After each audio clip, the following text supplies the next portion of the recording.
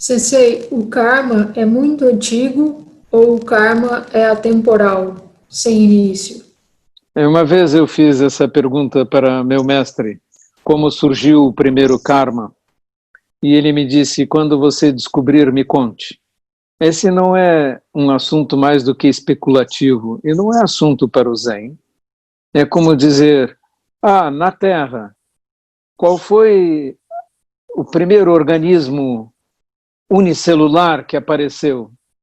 Qual foi a primeira proteína? Qual foi o primeiro aminoácido? Essa é uma especulação inútil. Sabemos que a vida surgiu na Terra.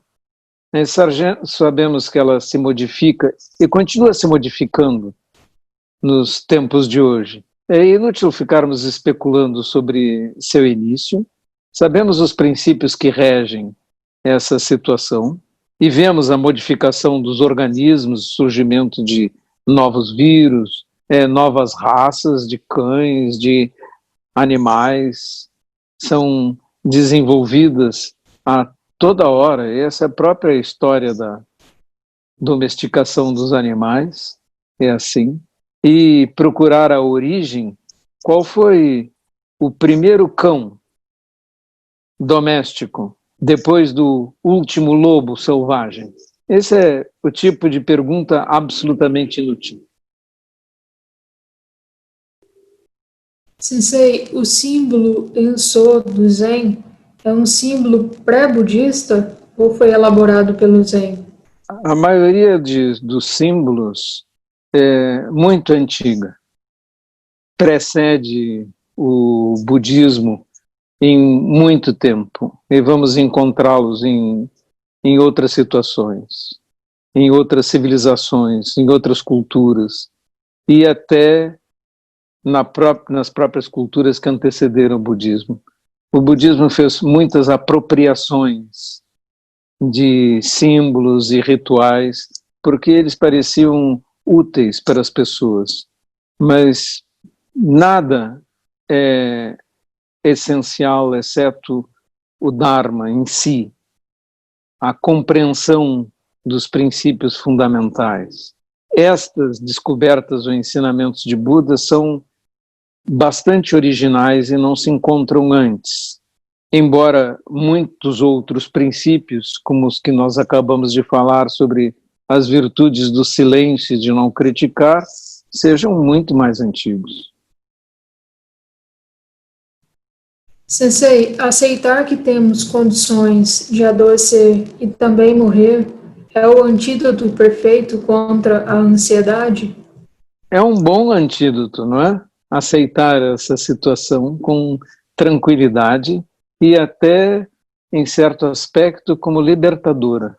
O fato de nós sermos capazes de envelhecer, adoecer, morrer, que exista em permanência, é um grande benefício. Nós não desejaríamos que as coisas fossem sempre iguais, que todos os dias se repetissem exatamente como antes, que nós não mudássemos.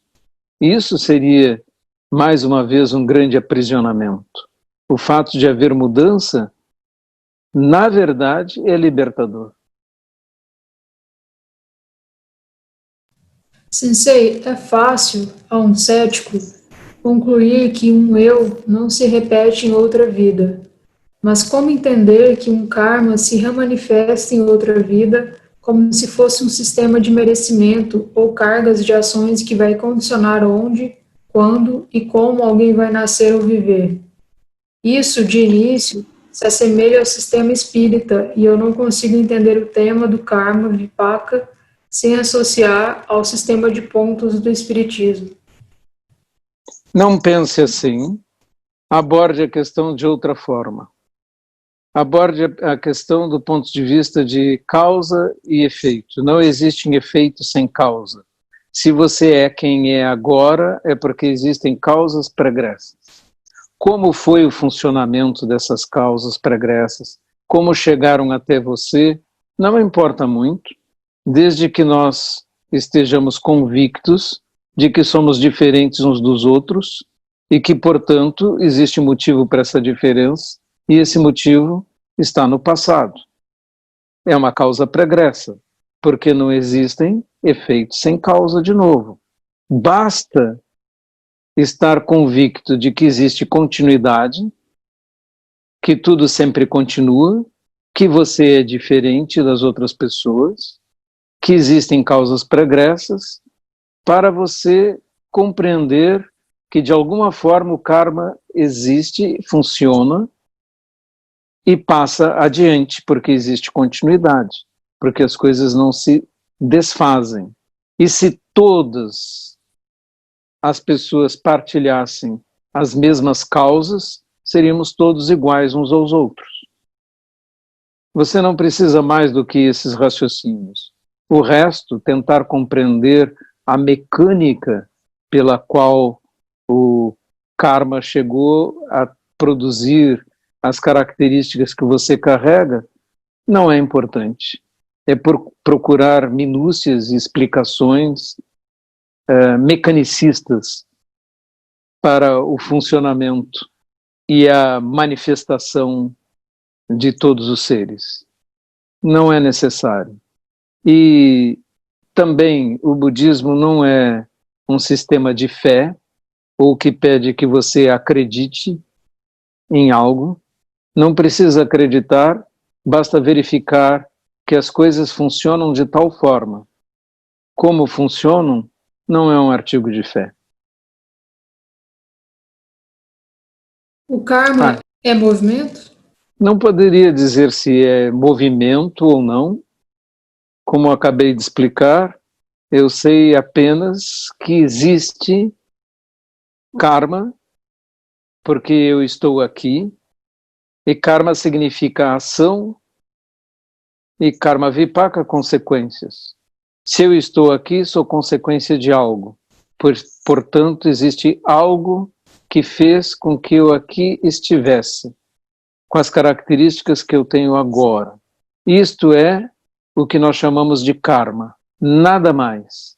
Não há nada de sobrenatural nisso.